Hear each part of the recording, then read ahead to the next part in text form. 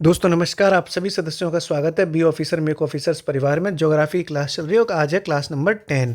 ठीक है, पश्चिमी घाट, पूर्वी घाट और तटीय मैदान टॉपिक नंबर 6 है। ये 5 टॉपिक अभी अपने हो चुके हैं और ये क्लास नंबर 10 है। तो सबसे पहले अपन लोग पश्चिमी घाट की कथा शुरू करते हैं। मुबारक को साहब वेस्टर्न इंडिया घूमने को मिलेगा। वेस्टर्न कल्चर लोगों को पसंद भी है, कई लोगों को, जैसे मुझे बहुत अच्छा लगता है ना, कई लोगों को अच्छा लगता है साहब। तो वेस्टर्न कल्चर घुमाते हैं साहब, मज़ा आएगा। पश्चिमी घाट में आप सभी सदस्यों का स्वागत है। और पश्चिमी घाट को सह्याद्री के नाम से भी जाना जाता है। किस नाम से जाना जाता है? सह्याद्री। तो इसका जो अन्य नाम है, अदर नेम है, उस वो नाम है इसका सह्याद्री। तो पश्चिमी घाट को किस दूसरे नाम से जाना जाता है? सह्याद्री। ये एक इसका निक नेम टाइप का हो गया ना। जैसे मेरा नाम संभव है तो मैंने अपना खुद का निक नेम रख लिया है सेम। ऐसे कई लोग रख लेते हैं ना, जैसे बहुत अलग अलग तरीके। मान लो नाम है राजेंद्र और नाम रख लिया निक नेम राज। राज अच्छा लग रहा है, राजेंद्र में है थोड़ा सा, है ना। तो पश्चिमी घाट सुनने में मज़ा नहीं आ रहा तो निक नेम रख लिया इसका सह्याद्री। इसकी जो सर्वोच्च चोटी है, किसकी? पश्चिमी घाट की जो सबसे ऊंची चोटी है, उसको लेके देखो दो तरह की बातें हैं। पहली बात तो ओवरऑल देखी जाए तो सबसे ऊंची चोटी है इसकी अनाईमुदी। कौन सी? अनाईमुदी, जो पूरे दक्षिण भारत की सबसे ऊंची चोटी है। अनाईमुदी जो अपन ने कल के परसों के वीडियो में देखी थी, ये पूरे दक्षिणी भारत की यानी पूरे साउथ इंडिया की सबसे ऊंची चोटी है। वही चोटी अनाईमुदी पश्चिमी घाट की भी सबसे ऊंची चोटी है। लेकिन कभी कभी होता है कि अनाईमुदी ऑप्शन में ही नहीं दिया जाता। कई बार पीसीएस की परीक्षा हुई जिसमें अनाईमुदी ऑप्शन में दिया ही नहीं गया। इसलिए कालसुबाई करके एक नाम है चोटी का, कालसुबाई। कालसुबाई, ये चोटी भी आपको देखने को मिलेगी। इसमें आप ये बात याद रख के मान के चलो कि अगर ये दोनों ही ऑप्शन में है तो इसका आंसर ये होगा, अनाईमुदी होगा। लेकिन अगर अनाईमुदी ऑप्शन में नहीं है और कालसुबाई ऑप्शन में है तो कालसुबाई होगा।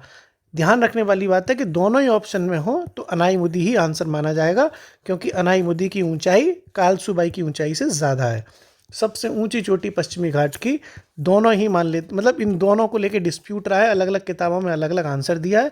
लेकिन ये बात स्पष्ट मैं आपको बता दूं कि ये दोनों ऑप्शंस अगर साथ में मिलें तो अनाईमुदी ही आंसर होगा।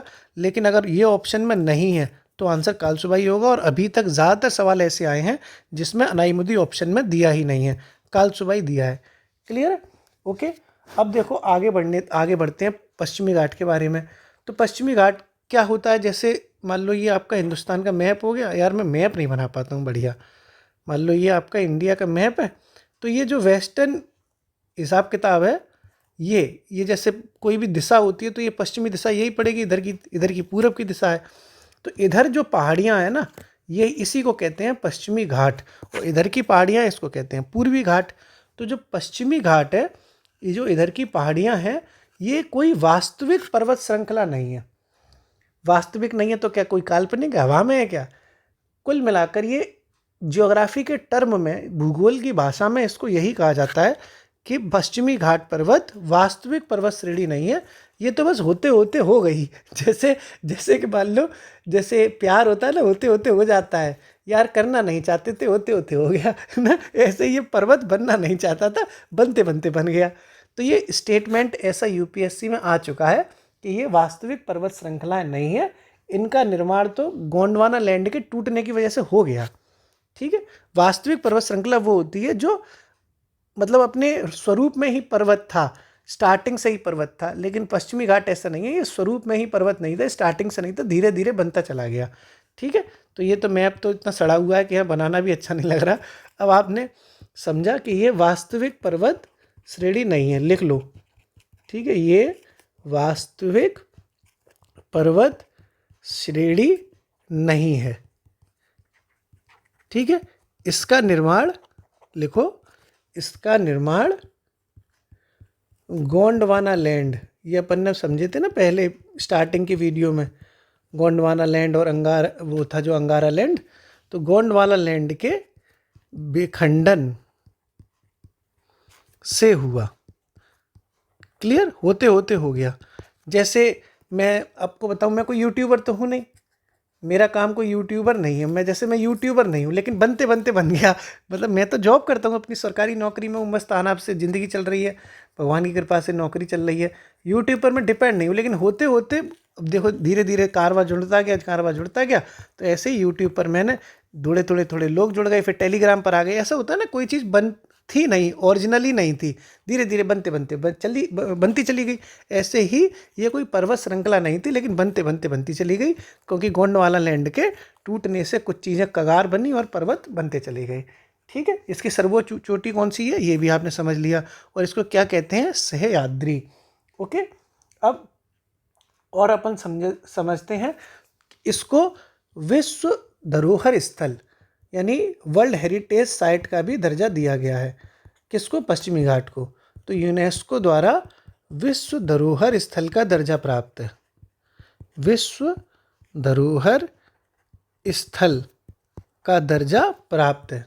किसे, पश्चिमी घाट को। पश्चिमी घाट के बारे में तो समझ रहे हैं अपन लोग। तो पश्चिमी घाट ये जो अपन समझ रहे हैं, पश्चिमी घाट, इसी को वर्ल्ड हेरिटेज साइट यानी विश्व धरोहर स्थल का भी दर्जा प्राप्त है। और ये दर्जा किसके द्वारा दिया जाता है, ये दर्जा दिया जाता है यूनेस्को के द्वारा। ये आपने पश्चिमी घाट समझ लिया। अब देखो अगला समझेंगे अपन पूर्वी घाट। क्या समझेंगे, पूर्वी घाट। पश्चिमी घाट समझ लिया, पूर्वी घाट घुमाता हूँ, देखो मज़ा आएगा। ईस्ट में चलते हैं, ईस्टर्न इंडिया के घूमने। तो पूर्वी घाट के बारे में आपको पता चलेगा कि पूर्वी घाट क्या हो जाएगा। वही अगर इंडिया का मैप बना देंगे हम, तो ये जो पूरब की तरफ की पहाड़ियाँ हैं, इधर की तरफ की, इधर जो पहाड़ियाँ हैं वो सारी पूर्वी घाट की पहाड़ियाँ हो जाएंगी। और ये एक असतत श्रृंखला है। असतत का मतलब क्या हुआ, सतत का मतलब क्या होता है, रेगुलर है, कंटिन्यू है। भाई सतत का मतलब क्या होता है, हिंदी में पढ़ी होगी, अमरनाथ सर ने बताया कि नहीं बताया, बताया होगा। सतत का मतलब होता है कॉन्टिन्यू, लगातार। और इसमें और जोड़ दिया जाए तो इसका मतलब है ये डिसकॉन्टिन्यू है। डिसकॉन्टिन्यू का मतलब हो गया असतत श्रृंखला। और असतत श्रृंखला का मतलब है कि जैसे ये पहाड़ तो हैं, लेकिन ये पूरा कंटिन्यू पहाड़ नहीं है। ये पहाड़ हो गए, फिर बीच में प्लेन आ गया, फिर पहाड़ आ गए, फिर बीच में एक कुछ और आ गया, झील आ गई, फिर पहाड़ आ गए। तो ये असतत पर्वत श्रृंखला है, यानी लगातार नहीं है, कंटिन्यू नहीं है। ठीक है, तो ये अपन ने क्या समझा कि पूर्वी घाट जो है, पूर्वी घाट के बारे में लिख रहे हैं, तो ये असतत श्रृंखला है, असतत श्रृंखला है। क्लियर, यहां तक आपने समझ लिया। डिसकंटिन्यू कह सकते हैं इसको, असतत श्रृंखला है। ओके, अब इसके बारे में और देखा जाए तो पता चलेगा कि इसकी जो ऊंचाई है वो पश्चिमी घाट की पर्वतों से कम ऊंचाई है। ठीक है, यानी पश्चिमी घाट की ऊंचाई थोड़ी ज़्यादा है, इसकी ऊंचाई पर पश्चिमी घाट से कम है, पश्चिमी घाट से कम है। अब अगर कंपैरिजन पूछा जाए कि किसकी ऊंचाई ज़्यादा है किसकी ऊंचाई कम, तो आप समझ गए पश्चिमी घाट की जो ऊंचाई है वो ज़्यादा है और पूर्वी घाट की ऊंचाई कम है। और ये असतत श्रृंखला भी है। ठीक है, ये भी आपने समझ लिया। और अपने को और आगे कुछ समझना है तो आपको मैं एक चित्र से समझाता हूँ। जैसे मान लो ये आपका, देखो फिगर समझा दूंगा तो ज़्यादा अच्छा हो जाएगा। मान लो ये आपके पूर्वी घाट हैं, ठीक है, ये आपका पूर्वी घाट के पहाड़ हो गए। तो इसके राइट हैंड मतलब इसके जो पश्चिम में ये पूर्वी घाट हो गया, इसके वेस्ट में और इसके ईस्ट में दो अलग अलग पहाड़ियाँ हैं, उनको याद करते हैं अपन। इसके पश्चिम में हो जाएंगी पालीकोंडा पहाड़ियाँ। कौन सी, पालकोंडा पहाड़ियाँ पश्चिम में हो गई इसके पालकोंडा पहाड़ियाँ। और इसके पूर्व में हो जाएंगी वेलिकोंडा पहाड़ियाँ। ओके, वेलिकोंडा पहाड़ियाँ।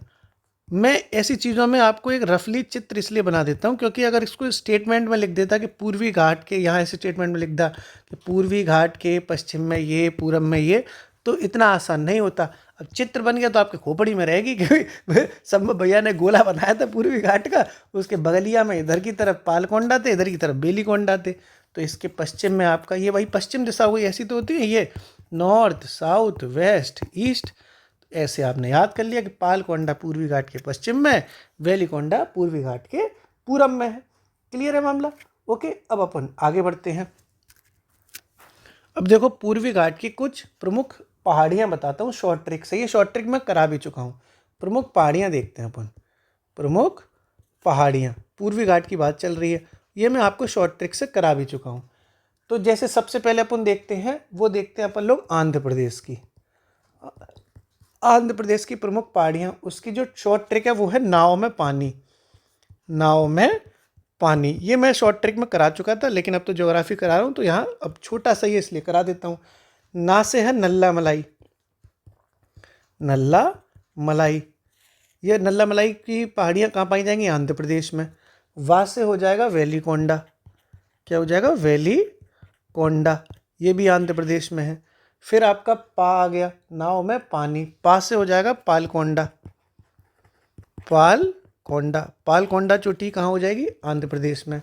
और इसी तरीके से जो नी है, इससे हो जाएगा निगारी पहाड़ी। निगारी पहाड़ी। तो ये 4 जो चोटियाँ हैं, पहाड़ियाँ हैं, नाव में पानी से अपन ने याद कर ली। नल्ला मलाई, वैली कोंडा, पालकोंडा और निगारी, ये चारों की चारों कहाँ हो जाएंगी? आंध्र प्रदेश में। इसी तरीके से कुछ पहाड़ियाँ तमिलनाडु की भी हैं, वो भी अपन शॉर्ट ट्रिक से देख लेते हैं। और सबसे अच्छी बात दोस्तों ये है कि जो नाव में पानी शॉर्ट ट्रिक है, ये उत्तर से दक्षिण में है, यानी सबसे एंड टू एस, मतलब उत्तर से दक्षिण में ये शॉर्ट ट्रिक है। उत्तरी पहाड़ियों से दक्षिणी पहाड़ियों की तरफ अगर क्रम भी लगवाया जाए तब भी आप निकाल लोगे कि सबसे नॉर्थ में ये हो गई नल्ला मलाई, फिर ये है, और सबसे साउथ में निगारी हो जाएगी, इन चारों में। ठीक है, और बताओ, सब बढ़िया चल रहा है? सब मज़ा आ रहा है? पेटवा का पेपरवा आने वाला हो जाएगा कुछ दिनों में, पीसीएस का भी आएगा, पेपर तो लगातार लगे ही हैं। आनंद के साथ जीवन का आनंद लो। त्योहार भी ऐसे ही आते रहते, रक्षाबंधन आ गया, फिर भाई साहब करवा चौथ आएगी, भाई धुआं मच जाएगा, धुआं। ब्याह ब्याह लोग तो करेंगे ही, ब्याह मतलब शादीशुदा तो करेंगे ही, बिना शादीशुदा भी बहुत करती हैं, तुम्हें हमें सब पता है। जिस दिन करवा चौथ होगा, सब लड़कियों के पेट में दर्द हो जाएगा एकदम उस दिन। मम्मी कहेंगी खाना खा लो लली, लली कहेगी आज नहीं खाऊंगी, पेट में एकदम पीर हो रही है, पेटम पीर हो रही है, पेट पिरा रहा है। सब पेट फेट कुछ ना पिरा रहा, दिल पिरा रहा है, दिल। सारा मामला पेट का नहीं है, मामला दिल का रहता है करवा चौथ पे। धुआं मचेगा साहब, हम भी मज़े लेंगे साहब, ठीक है। तमिलनाडु देखते हैं, चलो लौट आओ तमिलनाडु में। तमिलनाडु में क्या है साहब? तमिलनाडु की शॉर्ट ट्रिक है वही उत्तर से दक्षिण वाली।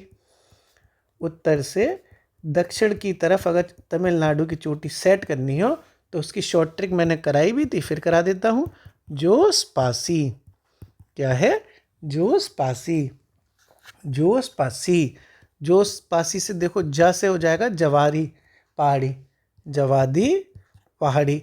शा से हो जाएगा शेवराय पहाड़ी। कौन सी? शेवराय पहाड़ी। पास से हो जाएगा, पास से हो जाएगा पंचमलाई पहाड़ी। ये मैंने कल कमेंट सेक्शन में पूछा भी था आप लोगों से कि पंचमलाई पहाड़ियाँ किस राज्य में हैं, तो तमिलनाडु में है। और सी से हो जाएगा सिरुमलाई पहाड़ी। ये चारों की चारों पहाड़ियाँ तमिलनाडु में हैं, ये लिखा हुआ है तमिलनाडु। तमिलनाडु में है जोस पासी, जवादी, शेवराय, पंचमलाई और शिरुमलाई। उत्तर से दक्षिण में लगानी हो तो यही इसका हिसाब किताब है, जोस पासी। और जवादी पहाड़ियाँ कहाँ हैं? तमिलनाडु में। शेवराय पहाड़ियाँ कहाँ हैं? तमिलनाडु में। पंचमलाई पहाड़ी कहाँ है? तमिलनाडु में। और शिरुमलाई पहाड़ी कहाँ है? तमिलनाडु में। तो इस तरीके से आपने ये पूर्वी घाट भी समझ लिया। पूर्वी घाट की सबसे ऊंची चोटी रह गई, देखो सर्वोच्च चोटी कौन सी है साहब पूर्वी घाट की? तो पूर्वी घाट की जो सबसे ऊंची चोटी है उसका नाम है महेंद्रगिरी। महेंद्रगिरी, ओके। महेंद्रगिरी चोटी सबसे ऊंची चोटी है पूर्वी घाट की। क्लियर? जबकि पश्चिमी घाट की कौन सी है मैंने बताई थी आपको, या तो अनाईमुदी होगी या फिर कालसुबाई होगी। ये आपको समझाया था कि पश्चिमी घाट की अगर पूछी, वो पश्चिमी घाट की पूछी जाए सबसे ऊंची चोटी तो अनाईमुदी ऑप्शन में हो तो, और नहीं तो कालसुबाई। लेकिन पूर्वी घाट में ऐसा कोई डिस्प्यूट नहीं है, महेंद्रगिरी ठोंक देना, जहाँ महेंद्र दिखें गिरी देखें ठोंक देना आंसर, ठीक है, ओके। अब अपनी अगली हेडिंग है और वो है तटीय मैदान। कौन सी है अगली हेडिंग? तटीय मैदान।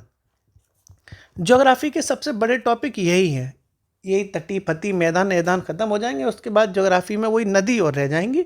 नदी के बाद तो ज्योग्राफी बिल्कुल ही समझ लो थोड़ी सी बचती है, फिर तो मतलब बचती तो बहुत कुछ है, फिर इतना टिपिकल नहीं रह जाएगा इंडियन ज्योग्राफी में। अभी तो हम इंडियन ज्योग्राफी करा रहे हैं ना। अच्छा, आप लोगों से दोस्तों ये रिक्वेस्ट है मेरी, देखो मैं बहुत क्लियर बात करता हूँ, मैं इंडिया की ज्योग्राफी करा रहा हूँ, लेकिन ज्योग्राफी सिर्फ इंडिया की नहीं होती है, वर्ल्ड की भी होती है। ज्योग्राफी फिजिकल भी होती है, फिजिकल ज्योग्राफी, ये भौतिक भूगोल जिसको कहते हैं। 3 तरह का भूगोल होता है, भारत का भूगोल, विश्व का भूगोल और भौतिक भूगोल। हम इंडिया की करा रहे हैं, हमें कोशिश करूँगा मैं वर्ल्ड की भी कराऊँ, कोशिश करूँगा मैं फिजिकल की भी कराऊँ, लेकिन जिन लोगों को पेट का एग्ज़ाम देना है और उनका फोकस बहुत ज़्यादा अभी पेट पे चल रहा है, तो अपनी वर्ल्ड ज्योग्राफी, फिजिकल ज्योग्राफी अपनी तैयार अपने स्तर पे भी करें, क्योंकि इंडिया की ज्योग्राफी में ही टाइम लगेगा। फिर तुम बाद में कहोगे यार आपने तो वर्ल्ड ज्योग्राफी नहीं कराई। तो मेरी कोई ठेकेदारी व्यवस्था नहीं है, मैं आपको बार बार कहता हूँ। मैं लंबे समय तक के लिए वीडियोस काम आएंगी लोगों की, तो मैं इंडिया की ज्योग्राफी करा रहा हूँ और पूरा करा रहा हूँ, कॉन्सेप्ट भी क्लियर करवा रहा हूँ, फैक्ट भी बता रहा हूँ।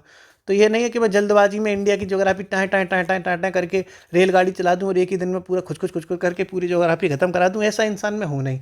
तो जिन्हें बहुत जल्दबाजी हो अपनी ज़िंदगी में, तो वो इंडिया की ज्योग्राफी यहाँ से कर लें और अपनी वर्ल्ड ज्योग्राफी कहीं और से कर लें, अगर जल्दी करना है तो। मैं इंडिया के बाद करवाऊँगा आगे की चीज़ें, और इंडिया की ज्योग्राफी में कोई जल्दबाजी नहीं मचाऊंगा। धीरे धीरे अपनी, जैसे मैं डेली डालता हूँ, एक एक चीज़ समझा के वैसे ही डालूंगा। ये नहीं है कि एक ही दिन में सब कहानी खत्म कर दूँ। ठीक है, आगे बढ़ते हैं अपन। तटीय मैदान, पढ़ाई में समय लिया करो जिंदगी में, नहीं तो बैठे हो ना 2-4 साल से घर पे, इसीलिए तो बैठे हो कि जल्दबाजी मचा रखी है सब कुछ चीज़ें। पढ़ाई समय मांगती है, ठीक है, बहुत मेहनत लगती है, ऐसा नहीं है कि एक ही दिन में सब कुछ हो जाएगा। आगे तटीय मैदान देखते हैं अपन साहब। तटीय मैदान क्या होता है?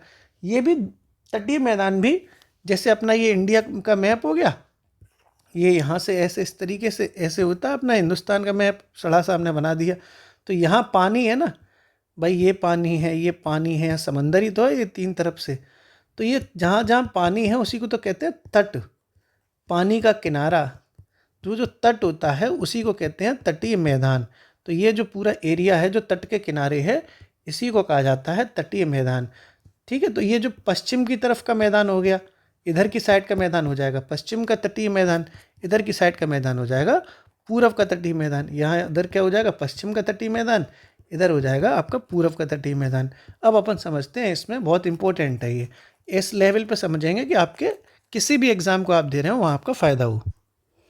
तो सबसे पहले अपन पश्चिमी तटीय मैदान समझते हैं। ठीक है, इधर साइड में लिखो पश्चिमी तटीय मैदान, वेस्टर्न वाला समझते हैं पहले। तो पश्चिमी तटीय मैदान अपना जो है मैप से देखेंगे अपन, जैसे मान लो अपने ये मैप बना लिया इधर, तो मामला गुजरात से शुरू होता है। सब गुजरात में ही तो समंदर है, गुजरात से फिर ये समंदर शुरू हो जाता है, केरल तक चलता है अपना। तो गुजरात से ही मामला शुरू होगा। तो सबसे पहला जो मैदान पड़ता है उसको कहते हैं काठियावाड़ का मैदान। क्या कहते हैं उसको?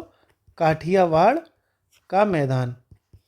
और तटीय मैदान है, मतलब मैदान भी कह सकते हो या तट भी कह सकते हो। ठीक है, तट लिख लो, चलो तट ज़्यादा अच्छा लग रहा है, मामला तट पे चल रहा है। तो काठियावाड़ का तट ये पड़ेगा आपका गुजरात में, और इसे सौराष्ट्र का तट भी कहते हैं। सौराष्ट्र भी तो गुजरात का ही नाम है, पहले सौराष्ट्र कहते थे, अब गुजरात कहने लगे हैं।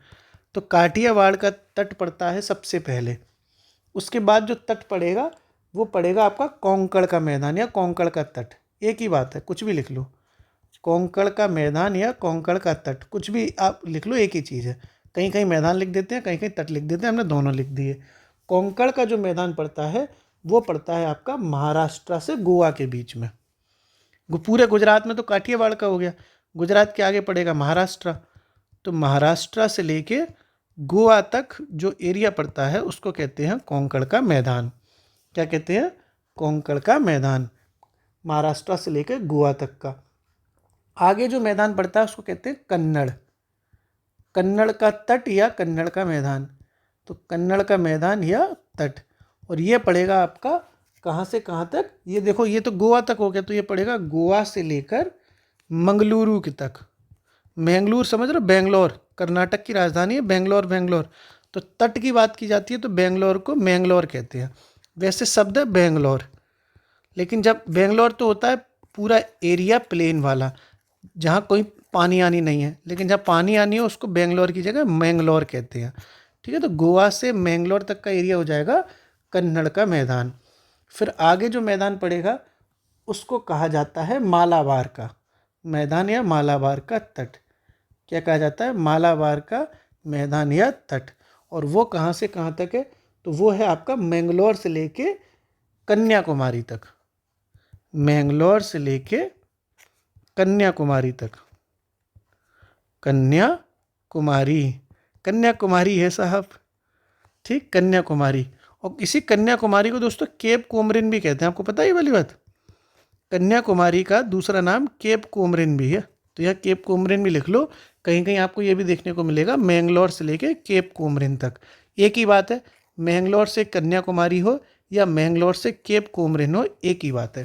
तो इस तरीके से 4 मैदान आपको पश्चिमी तटीय मैदानों में देखने को मिलते हैं। सबसे पहले अपन ने गुजरात घूमा, काठियावाड़ का मैदान है वो जो गुजरात वाला कहते हैं जिसको। फिर आप काठियावाड़ से जब निकल के फिर आपने कोंकण के मैदान में चाय पानी पिया, कोंकण के मैदान में जो महाराष्ट्र से लेके गोवा तक था। फिर आप आगे बढ़े तो आपको कन्नड़ का मैदान देखने को मिला, तो आपने वो देखा गोवा से लेके मैंगलोर तक। फिर आप गोवा से लेके मैंगलोर तक, फिर आप कन्नड़ के मैदान से जब आगे बढ़े तो आपको देखने को मिला मालाबार का मैदान, जो मैंगलोर से लेके कन्याकुमारी तक देखने को मिलता है। ठीक है, मैंगलोर से लेके कन्याकुमारी तक देखने को मिलता है, और कन्याकुमारी को केप कोमरिन भी कहा जाता है। ओके, अब जैसे आपने ये मैप देखा होगा, इस तरीके से इंडिया मैप बनता है। तो ये जो गुजरात है यहाँ पर हिसाब किताब चौड़ा है। फिर धीरे धीरे, अब जैसे इंडिया तो ऐसा है ना, तो यहाँ देखो इधर चौड़ाई ज़्यादा हो गई, इधर चौड़ाई धीरे धीरे कम हो रही है। ठीक है, यहाँ मैप मैंने अच्छे से नहीं बनाया, मैं और अच्छे, जब आप एग्जैक्टली मैप देखोगे तो ऐसे समझो। जब एग्जैक्टली मैप आप देखोगे तो जैसे मान लो ऐसे है मैप, इस तरीके से है। यार मैं बहुत अच्छा बना नहीं पाता। कुल मिला के यहाँ चौड़ाई ज़्यादा है, फिर यहाँ धीरे धीरे पतला हो जाता है, फिर एक जगह थोड़ा केरल की साइड आके फिर से चौड़ा हो जाता है। तो पश्चिमी जो तटीय मैदान है वो गुजरात में चौड़े हैं, फिर धीरे धीरे पतले होते चले जाते हैं, और केरल में आके फिर से थोड़ा सा चौड़ा हो जाता है।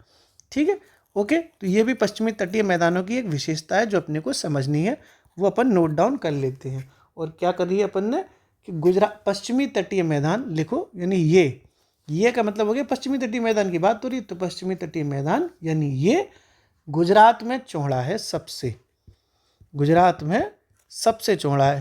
अभी फिगर से समझा आपने, गुजरात में सबसे चौड़ा है। ओके, यहाँ तक तो समझ में आ गया होगा। और साउथ की ओर जाने पर, भाई दक्षिण की तरफ हम बढ़े, जब यहाँ से गुजरात से दक्षिण की तरफ बढ़े तो थोड़ा थोड़ा पतला होता चला जाता है और केरल में आके थोड़ा सा चौड़ा हो जाता है। तो यहाँ लिखो, और दक्षिण की तरफ जाने पर, ठीक है, लिखो आगे, दक्षिण की तरफ जाने पर, दक्षिण की तरफ जाने पर पतला होता है। ठीक है, पतला हो जाता है। फिर आगे लिखो, फिर पुनः केरल में थोड़ा चौड़ा हो जाता है, केरल में थोड़ा चौड़ा हो जाता है। ये आपको एक स्टेटमेंट थी जो पीसीएस परीक्षा वगैरह में इस तरीके के स्टेटमेंट वाइज क्वेश्चन आ जाते हैं, बाद में फिर आपको चक्कर आ जाए। उससे अच्छा है कि आप एक एक चीज़ समझ के चलो। इसको समझने का तरीका यही है कि यहाँ गुजरात में इस तरीके से चौड़ा है, फिर ये पतला हुआ है, फिर यहाँ थोड़ा सा इंडिया देखोगे आप तो हल्का सा यहाँ से चौड़ाई यहाँ ज़्यादा हो जाती है, बस वही बात आपको लिखवा दी है। ओके, अब देखो और आगे देखोगे तो आपको पता चलेगा कि जो केरल में जब चौड़ा हो गया, केरल में जब चौड़ा हो गया तो इसी केरल में जो झील टाइप की पाई जाती है, थोड़ा पानी वाला एरिया पाया जाता है, उसको ना लेगून कहते हैं, कयाल कहते हैं।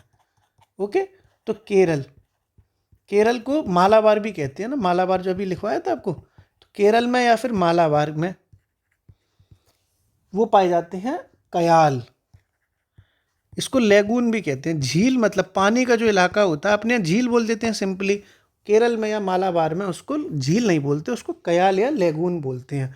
तो केरल या मालाबार में कयाल पाए जाते हैं, लेगून, कयाल या लेगून पाए जाते हैं। और झील का उपयोग किस काम में होता है? झील का उपयोग होता है मछली पकड़ने में, झील का उपयोग होता है बोटिंग करने में, झील का उपयोग होता है सुंदर सुंदर नज़ारे देखने में। नैनीताल की झीलें हैं, बहुत सारी झीलें हैं कि नहीं। तो ये इस तरीके से ये जो कयाल हैं या जो लेगून हैं उनका प्रयोग किस लिए होगा? मछली पकड़ने में हो जाएगा, बोटिंग करने में हो जाएगा, या सुंदर सुंदर नज़ारे, पैर डाल के आराम से बैठो तुम और तुम्हारी महबूबा, मतलब तुम अगर खुद महबूबा हो तो तुम और तुम्हारा महबूब, एक अलग मज़ा आएगा। मस्त आराम से स्माइल मारते हुए, आए देखो पैर डाल के बैठो पानी में, आए देखो बैठ गए, ये तुम बैठे, ये तुम्हारी बैठी मैडम, मैडम थोड़ी ज़्यादा मोटी तो नहीं हो गई, चलो ये तुम ही मान लो तुम मोटे हो तो, है ना, ये आप बैठ गई साहब। ये हाथ एक दूसरे का हाथ में बांध के, ये देखो बढ़िया बिंदी लगा दो इनकी। फिर यहाँ डीजे बज रहा है हल्की हल्की म्यूज़िक में, सूरज हुआ मध्यम, चांद जलने लगा, आसमां ये हाय क्यों पिघलने लगा, क्या ये मेरा पहला पहला प्यार है वो सजना। ये देखो मज़ा आ रहा है। बीच बीच में पुच पुच भी चल लेना है, किच किच भी कर लेना आपस में। कौन देख रहा है अंधेरी रात में, तू है कि नहीं। हमने तो खूब धुआं मचाया है तो झीलों किनारे। बताओ बताओ बताओ, नज़र लग जाएगी मेरे प्यार को, मेरे बाबू को नज़र लग जाएगी। हटो हटो हटो भैया, हटो हटो, मेरे बाबू तो नज़र नहीं लगनी चाहिए। ठीक साहब। कयाल या लैगून पाए जाते हैं। बड़ा मज़ा आता है ना भाई, झील किनारे, समंदर किनारे या पानी में आप अपने जीन्स ऊपर करके पैर अपना डालो, गाने सुनो, बड़ा अच्छा लगता है। ओके, तो इस तरीके से आपने लगा ये कयाल या लैगून समझी। एक तरह से ये झील हो गई। तो इसी केरल में एक बहुत स्पेशल कयाल है जिसको पुन्नमादा कयाल कहते हैं। क्या कहते हैं? पुन्नमादा कयाल। तो केरल के पुन्नमादा कयाल में, पुन्नमादा ये नाम है उस कयाल यानी झील का, पुन्नमादा कयाल में। अब ये कोई झील है यानी कयाल है, उसमें वल्लकम मल्ली ट्रॉफी आयोजित की जाती है। बहुत फेमस नौकायन ट्रॉफी होती है। केरल में एक होता है ना, जैसे झील है ये, उसमें बोटिंग चैंपियनशिप होती है, बोट चलानी पड़ती है। बोट चलेगी, ये झील हो गई। तो ये झील हो गई, वो कौन सी हो गई? पुन्नमादा कयाल। और ये जो बोटिंग ट्रॉफी मतलब ये चैंपियनशिप हो रही है कि कई सारी बोट मतलब आपस में दौड़ लगाएंगी, उसको कहते हैं नेहरू ट्रॉफी, वल्लकमाली ट्रॉफी। वल्लकमाली कहते हैं, वल्लकमाली ट्रॉफी। तो ये कई बार पूछा जा चुका है कि कौन सी झील में होती है, तो पुन्नमादा झील में होती है, पुन्नमादा कयाल में होती है। और कौन सी ट्रॉफी है? नेहरू ट्रॉफी। ठीक है, नेहरू ट्रॉफी, वल्लकमाली, नेहरू ट्रॉफी, वल्लम काली, उल्टा बोला था, वल्लम काली, वल्लक माली नहीं, वल्लम काली। ओके, ये एक नौका दौड़ है, नौकायन दौड़ होती है वो है ये, नौकायन दौड़ है। ठीक है, तो केरल के पुन्नमादा कयाल में नेहरू ट्रॉफी, वल्लम काली ट्रॉफी, वल्लम काली दौड़ आयोजित की जाती है, जो एक नौकायन दौड़ है, आयोजित की जाती है। अब आपको समझ गए? धीरे धीरे आप चीज़ें आपके दिमाग में बैठ रही होंगी। अगर ये सीधे सीधे सिंपली पूछा जाए कि वल्लम काली क्या है, तो ये नौकायन दौड़ है। ये पैट में पूछा जा सकता है, स्टैटिक जीके में। पुन्नमादा कयाल में होती है, तो कौन सी झील में होती है? पुन्नमादा कयाल में। नेहरू ट्रॉफी का संबंध कौन से खेल से है? नौकायन दौड़ से। नेहरू ट्रॉफी का संबंध कौन से खेल से है? नौकायन दौड़ से। ये कई बार पीसीएस में भी पूछा जा चुका है। ठीक है, 2005-2006 में ये पूछा भी गया था। ओके, इतना अपन ने समझ लिया। अब थोड़ा सा और आगे बढ़ते हैं अपन लोग। जो ये अपन ने किसके बारे में बात चल रही है अपनी? ये पश्चिमी तटीय मैदान के बारे में। तो ये जो पश्चिमी तटीय मैदान है, ये थोड़े से कटे पिटे हैं। कटे पिटे मतलब होता है कटे फटे, मतलब ये समझ लो कि जैसे मैं आपको चित्र से समझा रहा हूँ।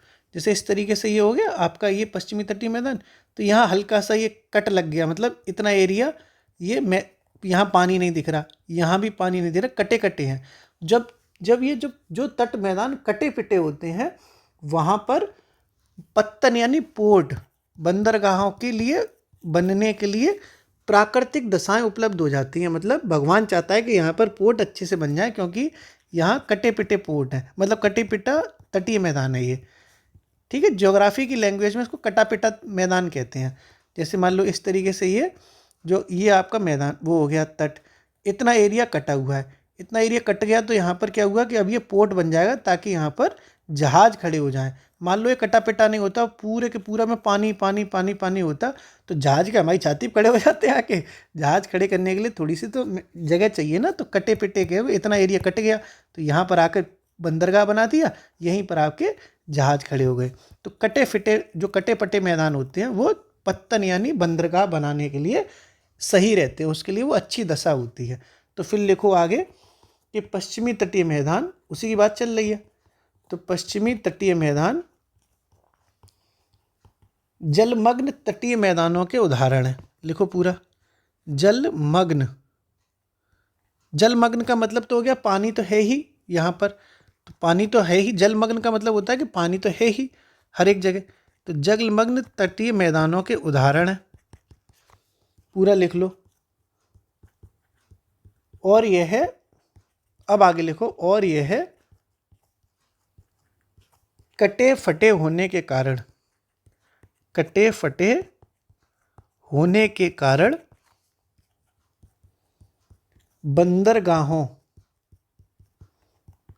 बंदरगाहों के लिए प्राकृतिक दशा उपलब्ध कराते हैं।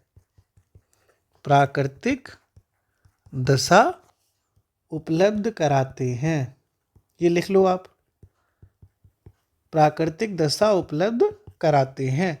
अब पूछा जाए कि पश्चिमी तटीय मैदानों के बारे में, तो बता दोगे कि आराम से कटे पिटे हैं, इसलिए यहाँ पर पोर्ट ज़्यादा हैं। ओके, ये अपन ने पूरी की पूरी कहानी पश्चिमी तटीय मैदानों की समझ ली। क्या समझ लिए पश्चिमी तटीय मैदानों में? कि काठियावाड़ का तट था गुजरात में, फिर कोंकण का मैदान महाराष्ट्र से गोवा, और कन्नड़ का मैदान गोवा से मैंगलोर, और मालाबार का आपका मैंगलोर से कन्याकुमारी।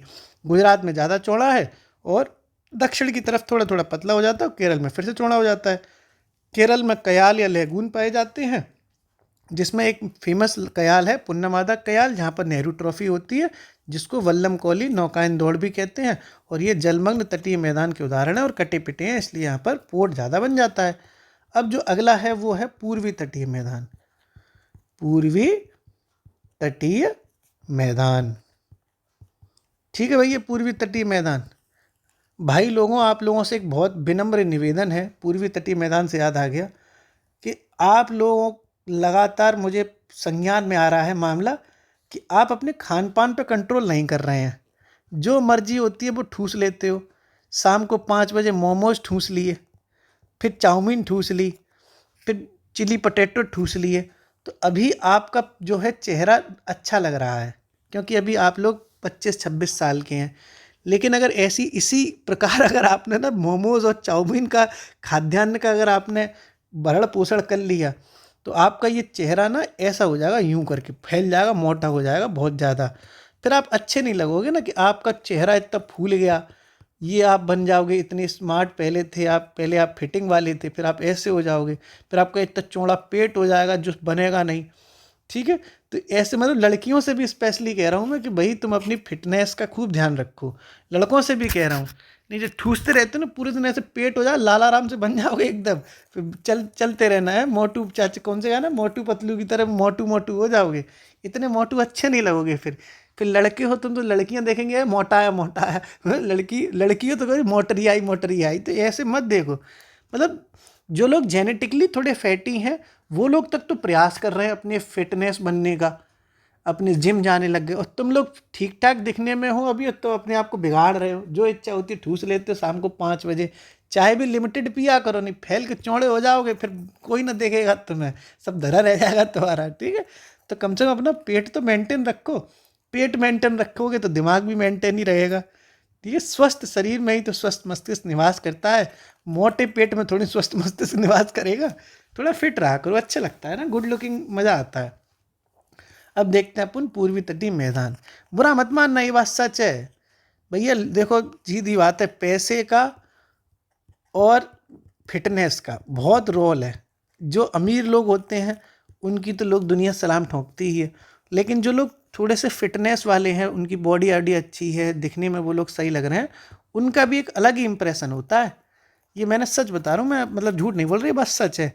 आप किसी से मिलोगे, सबसे पहले आपकी पर्सनैलिटी ही तो जाएगी, आपकी बात तो बाद में पहुँचेगी। सबसे पहले तो आप दिखोगे ना, उसके बाद आपकी बातें दिखेंगी। तो पर्सनैलिटी पर भी ध्यान दो। पूर्वी तटीय मैदान देखते हैं अपन लोग। पूर्वी तटीय मैदान, और इस मैदान के भी वैसे ही हिस्से हैं, जैसे भी काठियावाड़ था और कन्नड़ मैदान था, ऐसे ही इसके हैं। तो सबसे पहले जो इसका हिस्सा पड़ता है वो उसको कहते हैं उत्कल तट। क्या कहते हैं? उत्कल तट या उत्कल मैदान। और ये पड़ता है आपका उड़ीसा में। कहाँ पड़ता है? उड़ीसा में। तो नदियों के हिसाब से इसको बांटा गया है। तो इसको बांटा गया है स्वर्ण रेखा नदी से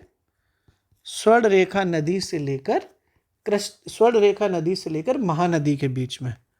स्वर्ण रेखा नदी से महानदी के बीच में इसको बांटा गया है, और ये आपका उड़ीसा में है। ओके, तो उत्कल तट पूछा जाए किस स्टेट में पड़ता है, तो उड़ीसा में। और नदियों के हिसाब से क्वेश्चन आ जाए तो स्वर्ण रेखा नदी से महानदी तक। दूसरा जो तट है पूर्वी तटीय मैदानों में, वो है उत्तरी सरकार तट। कौन सा है? उत्तरी सरकार तट। क्लियर है? उत्तरी सरकार तट में आपने समझना है कि ये किन किन स्टेट में है और कौन कौन सी नदियों के बीच में है। तो ये महानदी, देखो ये महानदी तक था, तो अगला महानदी से शुरू होगा, तो ये पड़ेगा महानदी से लेके कृष्णा नदी तक। ओके, कहाँ पड़ेगा? महानदी से लेके कृष्णा नदी तक। और उड़ीसा और आंध्रा दोनों के हिस्से इसमें पाए जाएंगे। तो उत्तरी सरकार तट उड़ीसा और आंध्र प्रदेश के बीच में महानदी से लेकर कृष्णा नदी तक फैला हुआ है, जबकि उत्कल तट है वो स्वर्ण रेखा नदी से महानदी के बीच में फैला हुआ है, वो अकेले उड़ीसा में है। आगे जो तट है वो है कोरोमंडल तट। कौन सा है? कोरोमंडल तट। ये कहाँ फैला हुआ है? ये फैला हुआ है कृष्णा नदी से कन्याकुमारी, कृष्णा नदी से लेके कन्याकुमारी तक का पूरा हिस्सा। ये कृष्णा तक तो थी ही, तो आगे जो बढ़ेंगे वो कृष्णा से बढ़ेंगे, तो कृष्णा नदी से लेके पूरा कन्याकुमारी तक का हिस्सा इसमें आ जाता है, कृष्णा से लेके कन्याकुमारी तक। तो इसका मतलब ये आंध्र प्रदेश और तमिलनाडु के बीच में फैला हुआ है। कौन सा है? कोरोमंडल तट। कोरोमंडल तट का बेसिकली हिस्सा वो तमिलनाडु में ही पाया जाता है। कोरोमंडल का ज़्यादातर हिस्सा तमिलनाडु में, थोड़ा सा हिस्सा इसका आंध्र प्रदेश में भी है। नदियों के हिसाब से बात की जाए तो कोरोमंडल तट इसमें कृष्णा से कन्याकुमारी तक है। इस तरह से 3 तट हैं इसके। उत्कल तट है वो उड़ीसा में है, स्वर्ण रेखा नदी से लेके महानदी तक। उत्तरी सरकार तट है वो महानदी से लेके कृष्णा नदी तक है, उड़ीसा और आंध्र प्रदेश के बीच में। और कोरोमंडल तट जो है वो कृष्णा नदी से कन्याकुमारी तक के बीच में है, ये आंध्र प्रदेश और तमिलनाडु के बीच में है। ओके, अब थोड़ा और समझते हैं अपन। इसमें बस 2-3 चीज़ें और हैं, वो भी अपन देख लेते हैं। जैसे जो पूर्वी तटीय मैदान है, ये अपन लोग पूर्वी तटीय मैदान ही तो पढ़ रहे हैं, तो ये जो पूर्वी तटीय मैदान है ये इतना सौभाग्यशाली मैदान है कि यहाँ पर जो मानसून बरसता है, जो बरसात होती है, वो दोनों मानसून से होती है। 2 तरह के मानसून होते हैं, एक होता है दक्षिण पश्चिम मानसून और एक होता है आपका उत्तर पूरब मानसून। हिंदुस्तान में 2 तरह के मानसून होते हैं। अभी जब मानसून वाला टॉपिक करेंगे तब समझेंगे। यहाँ तो मैं आपको शॉर्ट में बता रहा हूँ कि मानसून 2 तरह के होते हैं, एक होता है दक्षिण पश्चिम, एक होता है उत्तर पूरब। तो पूर्वी तटीय मैदान एक ऐसा सौभाग्यशाली मैदान है कि दोनों तरह के मानसून से ये आनंद लेता है, घर वाले से भी और बाहर वाले से भी। ठीक है, तो पूर्वी तटीय मैदानों में दोनों मानसून से, दोनों प्रकार के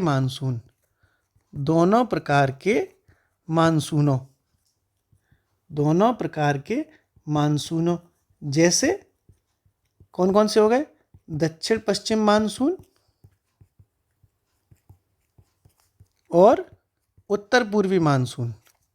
दक्षिण पश्चिम मानसून और उत्तर पूर्वी मानसून से वर्षा होती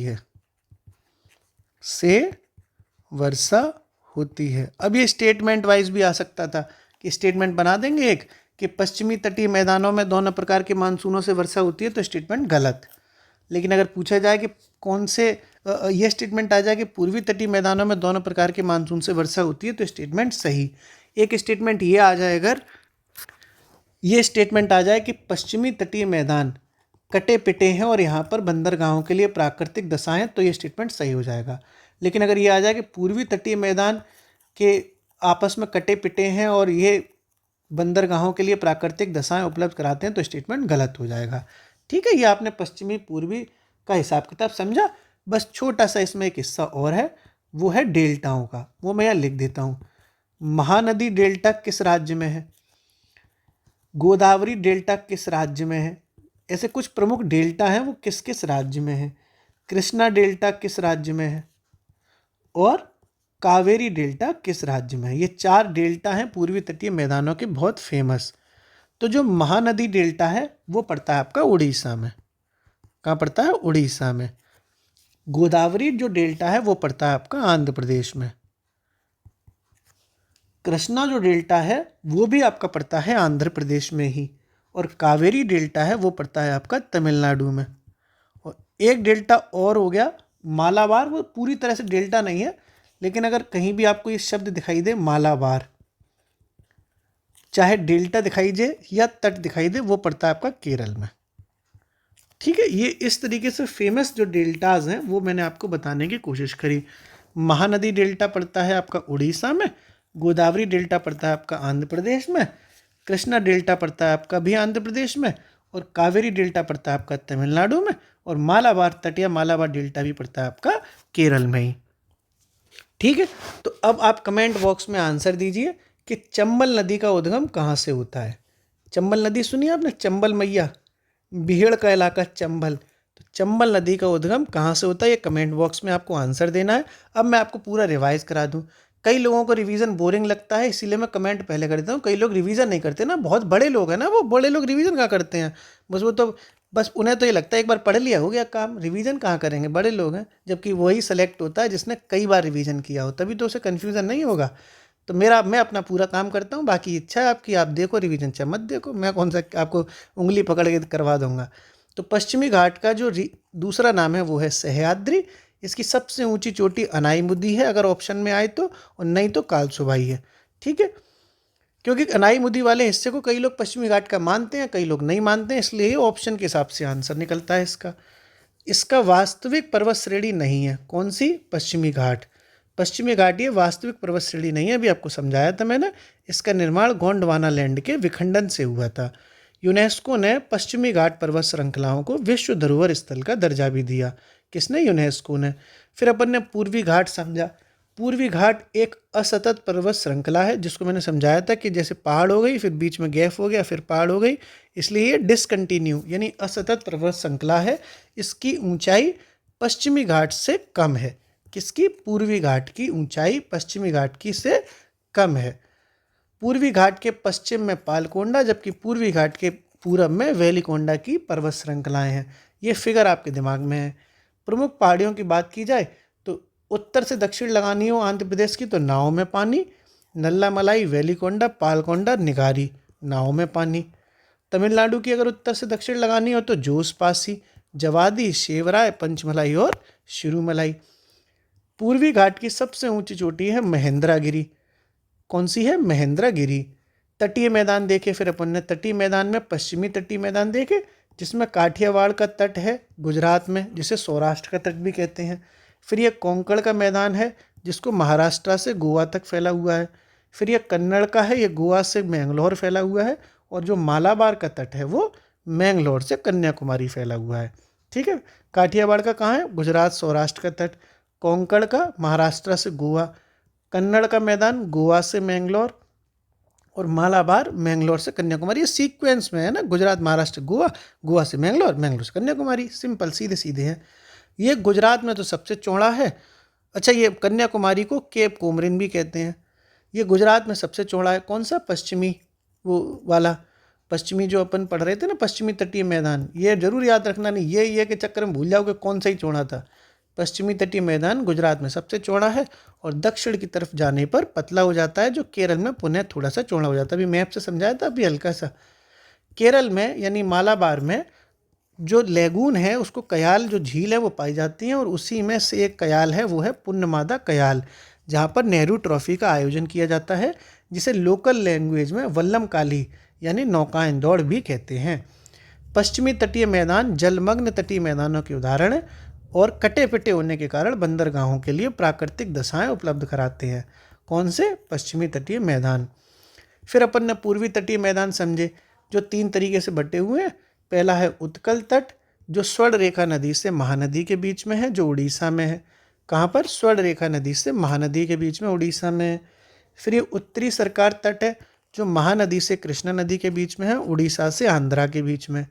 फिर ये कोरोमंडल तट है, जो कृष्णा से कन्याकुमारी तक लौट आता है, ये भी आंध्रा से तमिलनाडु के बीच में है। ठीक है, ये भी सिंपल है ना, देखो उड़ीसा, फिर उड़ीसा आंध्रा, फिर आंध्र तमिलनाडु। उत्कल, उत्तरी सरकार, और कोरोमंडल। पूर्वी तटीय मैदान जो हैं उनमें दोनों प्रकार के मानसूनों से वर्षा प्राप्त होती है।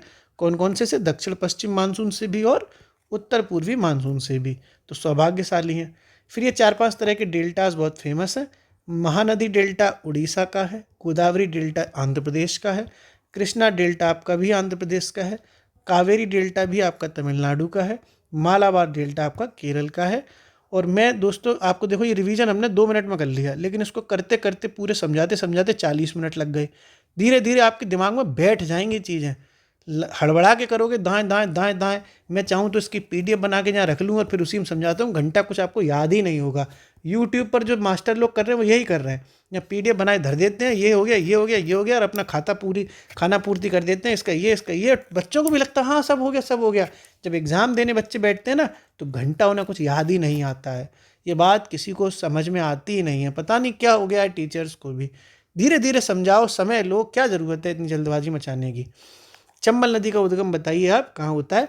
हंसते रहिए, पढ़ते रहिए, मुस्कुराते रहिए। अब तो रक्षाबंधन बीत चुका है, अब करवा चौथ की तैयारी शुरू करिए। मेरी पूरी पूरी शुभकामनाएं हैं कि आपका व्रत इतना भयंकर हो कि मज़ा आ जाए। ठीक है, स्माइल के साथ। शुक्रिया।